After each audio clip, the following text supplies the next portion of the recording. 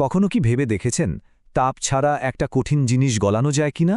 আজকের পর্বে আমরা ঠিক এটাই দেখব কিভাবে শুধুমাত্র একটা চুম্বক ক্ষেত্র ব্যবহার করে একটা নিখুঁত ক্রিস্টালকে তরলে পরিণত করা যায়। স্ক্রিনে এখন যা দেখা যাচ্ছে তা একই পদার্থের দুটো আলাদা রূপ।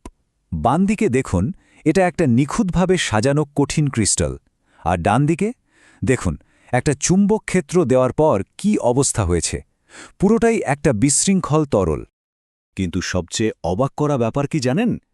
এই যে কঠিন থেকে তরল হয়ে গেল, এর পেছনে কিন্তু কোনো তাপ ছিল না, ছিল এমন একটা শক্তি যা কেউ ভাবতেও পারেনি।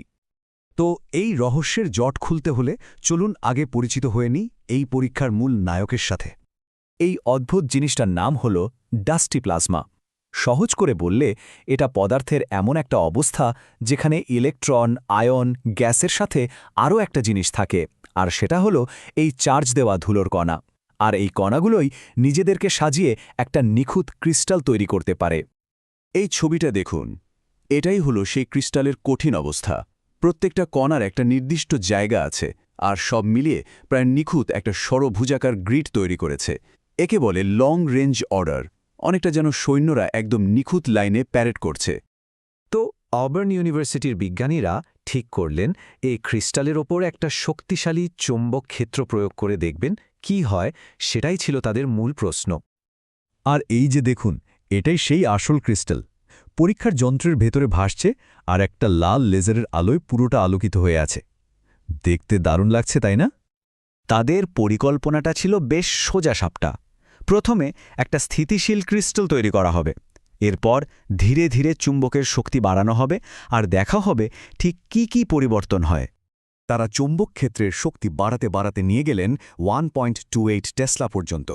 ব্যাপারটা কতটা শক্তিশালী তা বোঝাতে বলি, এটা পৃথিবীর চৌম্বক ক্ষেত্রের চেয়ে প্রায় 25,000 গুণ বেশি শক্তিশালী। ভাবা যায়? আর ফলাফল? তারা যা দেখলেন তা ছিল অবিশ্বাস্য।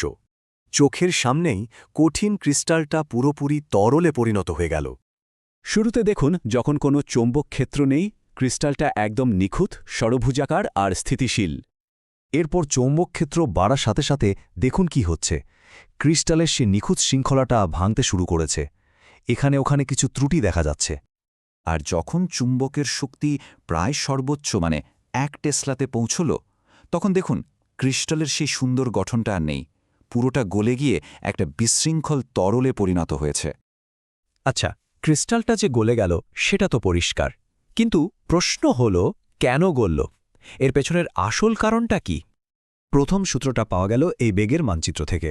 এখানে যে তীরগুলো দেখছেন সেগুলো কণার গতির দিক বোঝাচ্ছে, আর রঙগুলো তাদের গতিবেগ। আর ভালো করে লক্ষ্য করলেই বোঝা যাবে পুরো ক্রিস্টালটাই ঘড়ির কাঁটার উল্টো দিকে ঘুরছে। এটা কিন্তু আরও একটা নতুন প্রশ্ন তৈরি করল।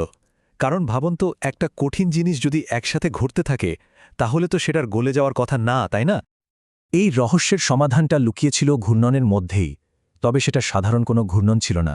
আসল কারণটা হলো এই ঘূর্ণনটা সব জায়গায় সমান ছিল না। এই ছবিটা একটু ভালো করে দেখুন। কেন্দ্রের কাছাকাছি যে লাল তীরগুলো, সেগুলো প্রান্তের নীল তীরগুলোর চেয়ে বেশ বড়। এর মানে কি? মানে হলো ক্রিস্টালের কেন্দ্রটা প্রান্তের চেয়ে অনেক দ্রুত ঘুরছিল।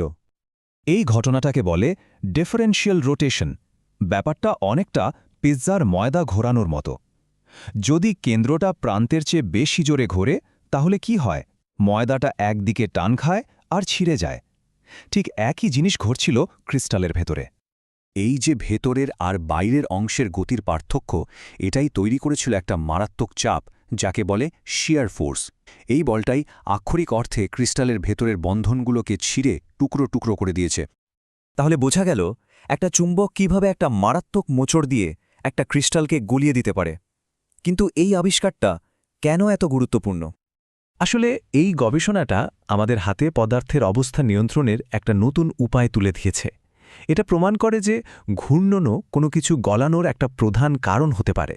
এমনকি মহাবিশ্বের অনেক বড় বড় ঘটনা, যেমন ধরুন শনি গ্রহের বলয় কিভাবে তৈরি হয় বা টিকে থাকে, সেটা বুঝতেও এই মডেলটা সাহায্য করতে পারে।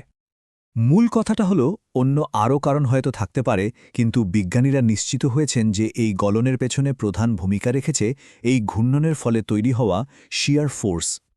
শেষ পর্যন্ত এটা আমাদের একটা গভীর প্রশ্নের সামনে দাঁড় করিয়ে দেয়।